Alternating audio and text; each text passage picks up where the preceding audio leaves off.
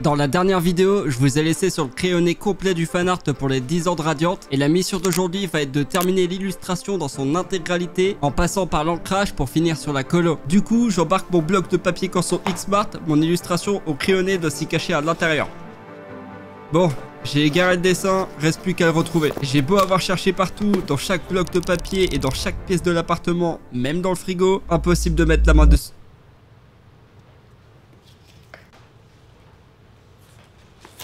Bon, je te pardonne dessin, je comprends mieux pourquoi maintenant. Il s'était faufilé dans son coin pour pas que je le termine, mais j'ai un dessin à terminer et il va pas se faire la malle une seconde fois. Promis, je ne te louperai pas. Comme d'habitude, l'illustration se conçoit sur ce papier de qualité. Ce qui est moins habituel par contre, c'est qu'il y a un concours pour remporter la collection des blocs de la gamme Canson X-Smart. Et pour ça, on vous laisse le formulaire à remplir pour participer directement dans la description de la vidéo. Bien, vous connaissez le produit, maintenant passons à la suite. Pour l'ancrage, j'utilise la Marupen, la seconde plume des mangaka avec laquelle travaille exclusivement l'auteur de Nanatsu no Taizai par exemple. Elle est parfaite pour ancrer avec précision et permet tout de même des déliés qui offrent du dynamisme et du relief à l'ancrage. Très bien, une fois terminé, c'est au tour de la gomme à mie de pain de travailler, puis ensuite à la gomme classique pour effacer nettement les tracés au crayonné qui gêneraient la prochaine partie et la dernière, c'est-à-dire la colorisation.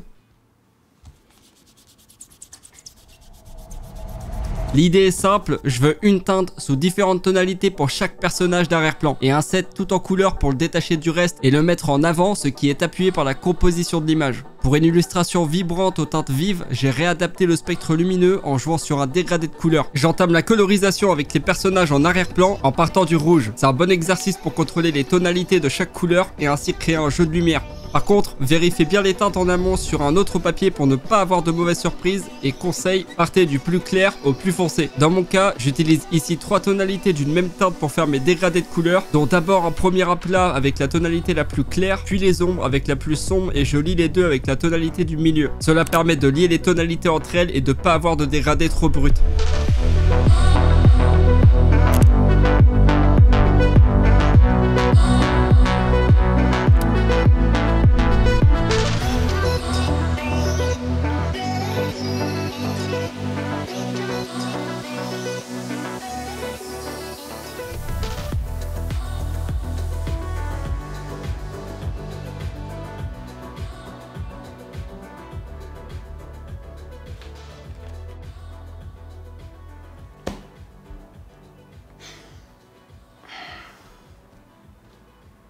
Bon, j'ai dessiné toute la nuit en prévision de mon déménagement et malgré la fatigue, je crois bien que je suis satisfait du rendu. Il ne reste plus que 7 à finir et l'illustration sera complète. On approche de la fin, j'espère que cette vidéo vous a plu, je vous laisse avec le reveal et d'ici le prochain fanart, prenez soin de vous. C'était le dessineux, ciao.